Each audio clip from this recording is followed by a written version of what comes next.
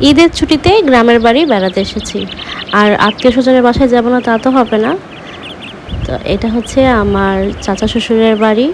মাশাআল্লাহ আমার দাদি শাশুড়ি এত সুন্দর মুরগি পালছে।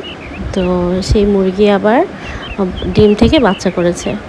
তো সেটাই আমার দাদি শাশুড়ি আমাকে দেখাচ্ছিল। দেখুন কত মিষ্টি। তো উনি জানে যে আমি ঢাকা শহরে বারান্দাতে এক কোণে মুরগি পালি। তো এইজন্য খুব উৎসাহের সাথে আমাকে দেখাচ্ছিল।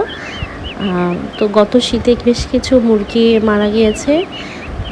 আমরা যদি মুরগি যখন পালবো তখন যদি ভ্যাকসিন করাই কিংবা মুরগিকে নিয়মিত কিছু কিছু ওষুধপত্র খাওয়াই, হ্যাঁ, তাহলে কিন্তু আর এই সমস্যাটা হয় না। তো আমিও বেশ কিছু পরামর্শ দিয়েছি। আর এই তো দেখেন কি সুন্দর গাছগাছালিও করে। আসলে শহর থেকে দূরে থাকার এটাই একটা মজা। ইচ্ছে মতো গাছ করা যায়, আর মুরগি পশু পাখি তো আছেই।